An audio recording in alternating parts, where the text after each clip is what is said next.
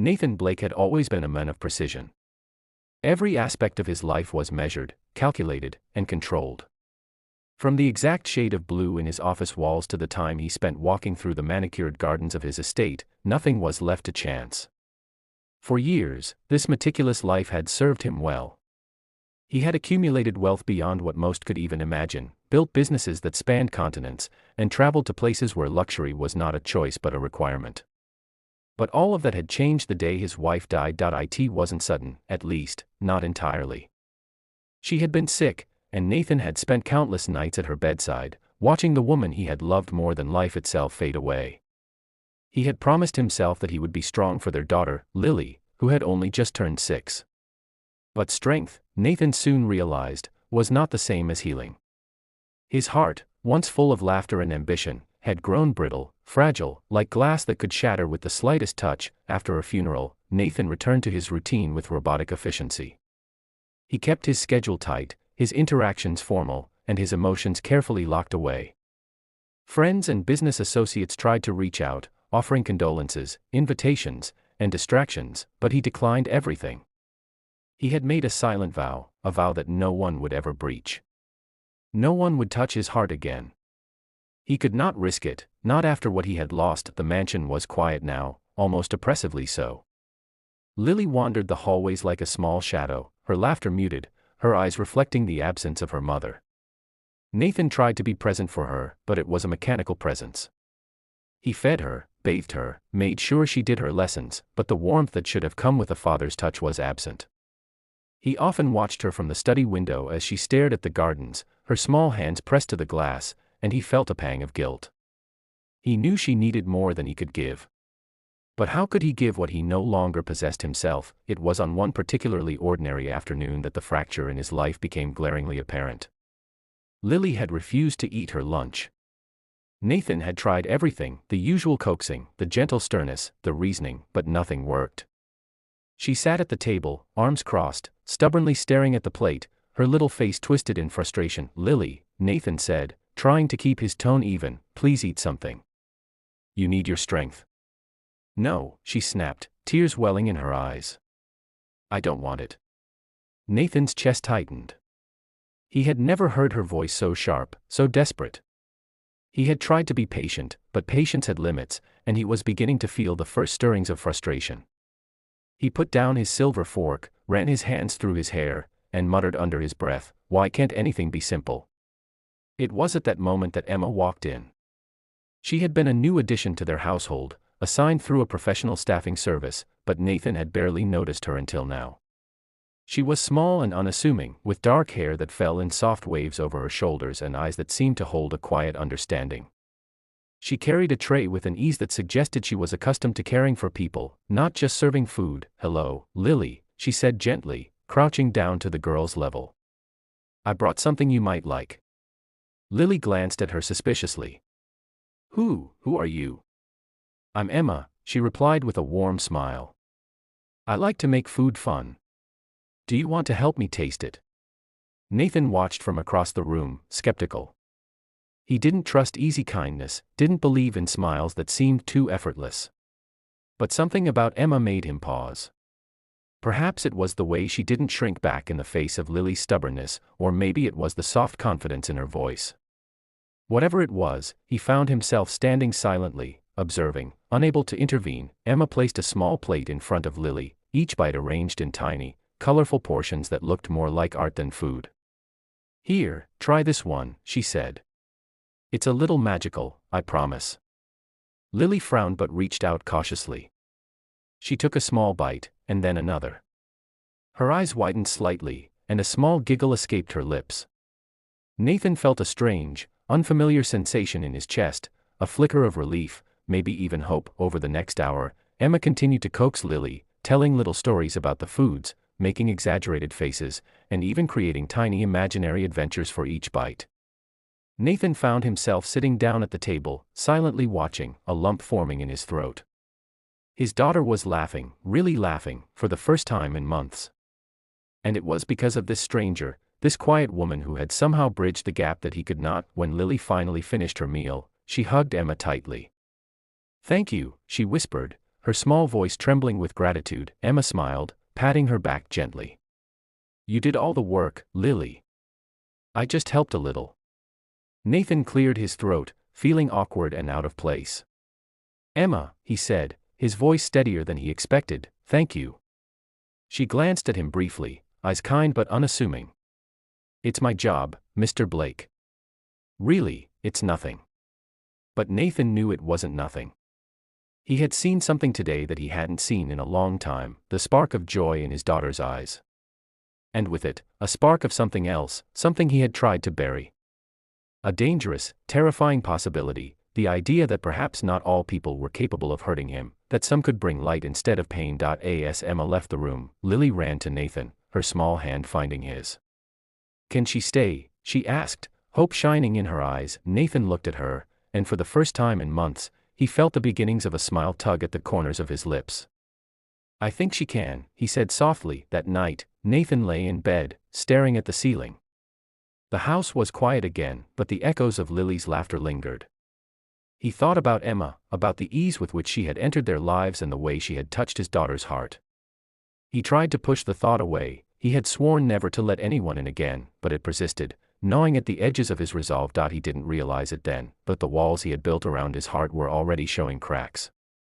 And the woman who had brought a simple meal to life had unknowingly planted a seed, one that could grow into something he had never dared hope for, love again. In the days that followed, Nathan found himself looking for Emma's presence, noticing small details, the tilt of her head when she smiled at Lily, the patient way she listened, the way her laughter seemed to fill the room without effort. And slowly, almost imperceptibly, the rigid routine of his life began to shift. He found himself lingering after dinner, engaging in conversation he hadn't thought he was capable of, simply because Emma was there. For the first time in a long time, Nathan felt that old, forbidden sensation, the feeling that life could be more than schedules, meetings, and control. That maybe, just maybe, it could be about connection, warmth, and care, and all of it began with a simple act, a waitress caring for his daughter, a stranger who refused to let their grief define the room. Days turned into weeks, and the small household began to feel less like a cold mansion and more like a home. Emma's presence had become a steady rhythm in their lives, like a soft melody that Nathan hadn't realized he was missing. She moved through the rooms with quiet confidence, attending to Lily's needs, sharing gentle laughter, and offering a kind of care that money could never purchase. Nathan, initially skeptical, had tried to maintain his distance. He told himself that he could not allow himself to be drawn in, that he had survived loss and built walls around his heart for good reason. Yet, every time he watched Emma with Lily, his defenses wavered. He noticed the way Lily's tiny hand would reach for Emma's when she needed comfort, the way her smile grew brighter with each story Emma told, and the way the mansion itself seemed warmer when Emma moved through it. One evening, Nathan returned home earlier than usual. He had been summoned to an unexpected board meeting, a last-minute negotiation that threatened to derail months of planning. As he entered the dining room, he found Lily sitting cross-legged on the floor, giggling uncontrollably as Emma performed a makeshift puppet show. "Look at the brave knight," Emma said, moving the tiny sock puppet with exaggerated gestures. "He's going to save the princess from the dragon." Lily clapped her hands, her laughter filling the room. Nathan paused, standing in the doorway, the sight catching him off guard. He hadn't heard Lily laugh like that in months, not really. He felt a pang of both awe and something he couldn't name. Gratitude, perhaps. Or maybe it was a tiny spark of longing, something he had thought dead. "Daddy!" Lily exclaimed, pointing at the puppet. "You have to help the knight." Nathan chuckled softly, kneeling beside her. "I suppose I am the brave knight today," he said, his voice low but warm. Emma's eyes met his briefly, and she gave a small, knowing smile before returning to the performance. For the first time in weeks, Nathan allowed himself to simply watch, not control, not correct, not organize. He watched Lily's laughter, Emma's patience, and the quiet ease with which they interacted. It was different from anything he had allowed himself to feel in a long time. Over the next few days, Nathan began noticing small, unexpected changes in himself. He lingered a little longer at the dining table after breakfast, watching Emma guide Lily through her morning routine. He started asking about Emma's day, not out of politeness, but out of genuine curiosity.